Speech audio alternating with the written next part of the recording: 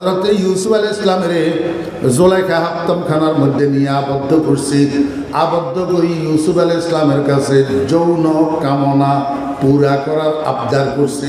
যৌন কামনা পুরা করার, আমার বেয়েরা জেনার কামনা পুরা করার জন্য আবদার করছে। ইউসুফ আলাইহিস সালাম, জুলাইখা তুমি ভুলের মধ্যে আছো, তুমি আমারে চিনো না। আমার আব্বার নাম ইয়াকুব, তিনি একজন নবী। আমার দাদার নাম ইসহাক, তিনি একজন নবী। আমার পরদাদার নাম ইব্রাহিম, তিনি একজন নবী। আল্লাহ পাক আমার নিজের মধ্যেও নবুয়তের বেদ আর রহস্য লুপ্ত রেখেছে। আমি ইব্রাহিমের নবুয়তের বাগানের শুদ্ধ পরিস্ফুটিত একটা পবিত্র ফুল। এমন একটা পবিত্র ফুলের থেকে তুমি জেনা বেবিচারের মতো অপবিত্র কাজের কামনা যদি করো, তোমার এই কামনা কসমিন কালেও পুরা হবে না।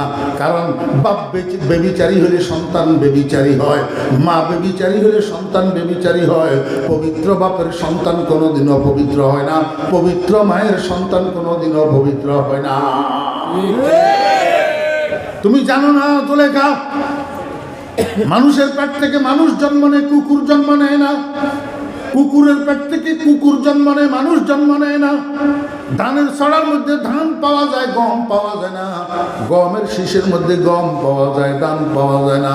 এই জন্য আমি আমার সারা বাংলাদেশের মাহফিলগুলোতে বলি, আমার ভাইয়েরা, দোস্ত, ও মা বোনেরা, সন্তানকে যদি চরিত্রবান বানাইতে চান, আগে মা বাপ দুজন নিজেদের চরিত্র ঠিক করেন।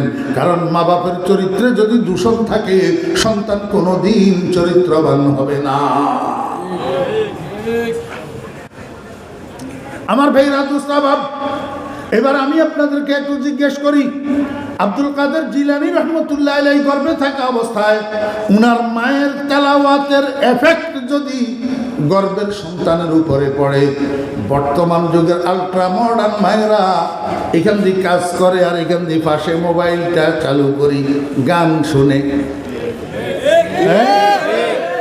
এখান দিয়ে কাজ করে, এখান দিয়ে মোবাইলটা চালু করে কি করে, গান শুনে, গান শুনতে শুনতে কাজ করে।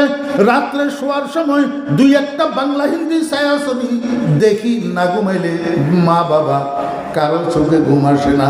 এরকম আলট্রা মডার্ন মায়েদের সন্তানদের পেটের মধ্যে সন্তানের উপর মায়ের কাজের এফেক্ট হয় কি হয় না?